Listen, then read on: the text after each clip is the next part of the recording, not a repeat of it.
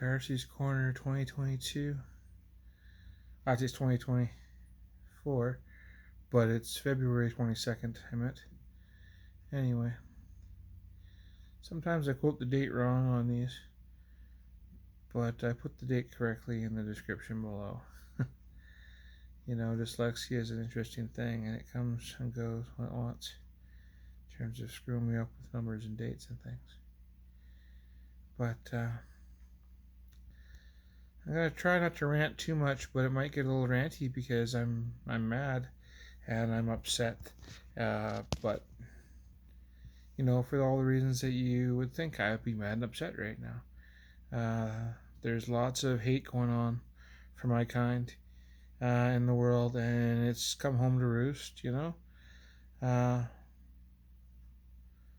people don't care if they kill us, and they don't care how it feels. Um, when you feel dysphoria and it gets extreme, it makes you suicidal. And it is the worst feeling like that I could possibly describe to you. It's worse than your kids dying, is how horrible it feels. And what the laws and efforts to be made by our premier in Alberta right now, and not just her, but all across Canada, there's conservative premiers trying to do this, and all across the states, there's conservative governors doing this deliberately to torture us and to kill us. That is the whole point, is to see us dead, miserable, out, see our lives ruined, is the entire point to it. So I get very angry when I see like the young person in the States. They were two-spirit. They were in Oklahoma. They were 16 and they were murdered by 3 teenagers who didn't think that person should exist anymore. So they decided to take it upon themselves to erase that person's existence. But they're not alone in their beliefs. And this isn't even a new thing. Marsha P. Johnson was one of the founders of the Pride movement that we celebrate every year. And she was picked up by some good old boys, smashed in the head and thrown in a river, and that's how she died. That was in 1992. I was in the 8th grade. Now, I don't remember the incident from 1992. I wasn't out then. I didn't even know I was trans back then. But from then to now, it's been a long time, and it's still happening. My kind are still being picked up and murdered or cornered in bathrooms and beat up until they can't walk. And then they go home and they die. It's still happening. I understand something. If you vote conservative, you are voting for my death and the death of those like me. And if you happen to have a family member, that makes it okay then? You're voting to kill them. Or if they happen to die, oh well, sacrifices must be made. This thing can't be dismissed, and it shouldn't be taken lightly. And not all of it is life or death, but why does it have to be? Okay?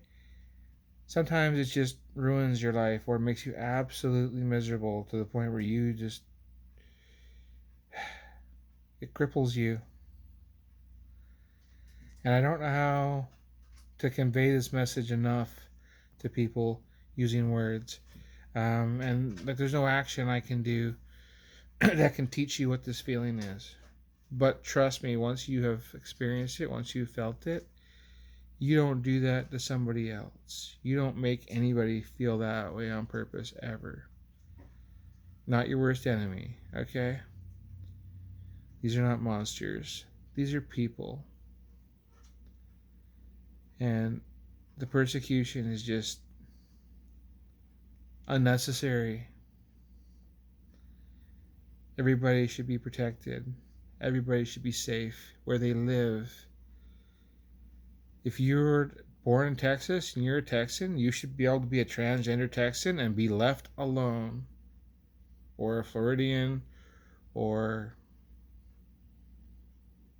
pick a spot. There are transgender Russians right now suffering incredible pain right now because they have to, or they'll get killed.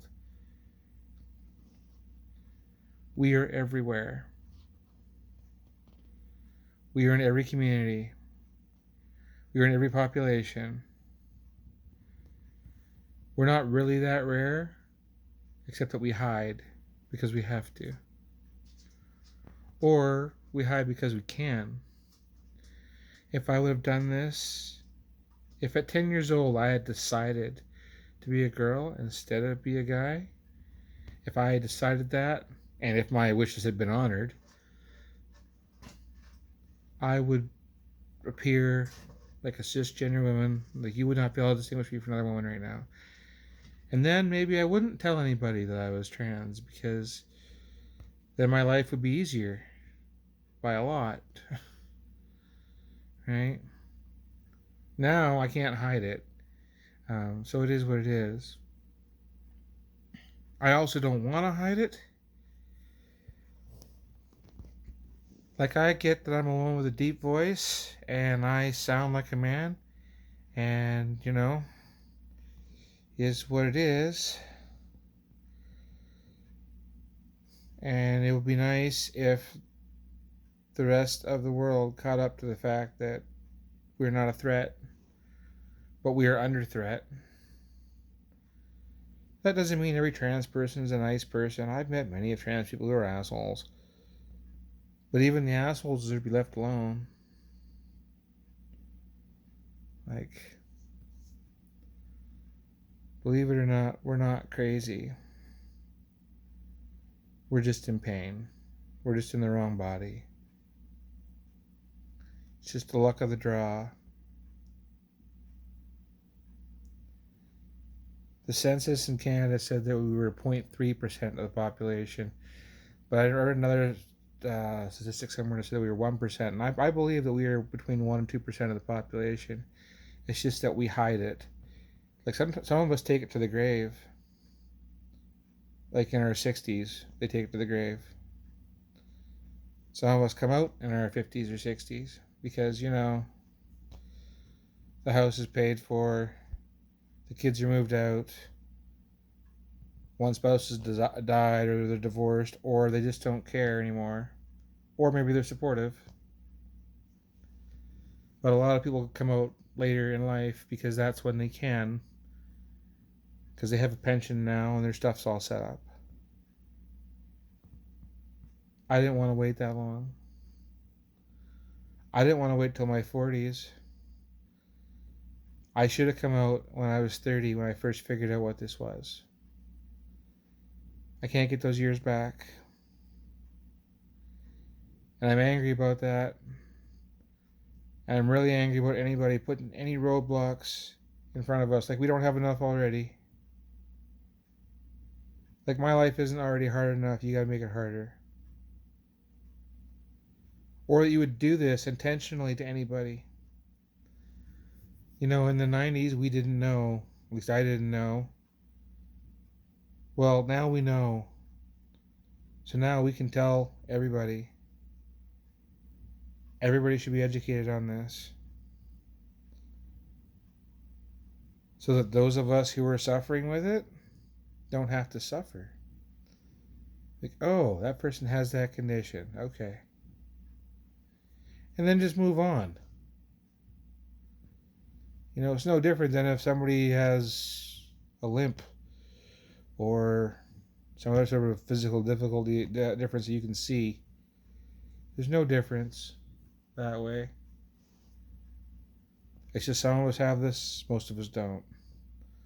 Those of us that do, why make life harder than it needs to be? We are not a threat. We are not dangerous.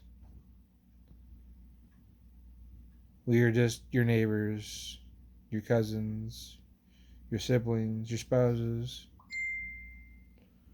We're just normal people with a really screwed up condition that we can't control. Anyway, that's Darcy's Corner. Sorry about the rant. Just gotta get it out, Peace.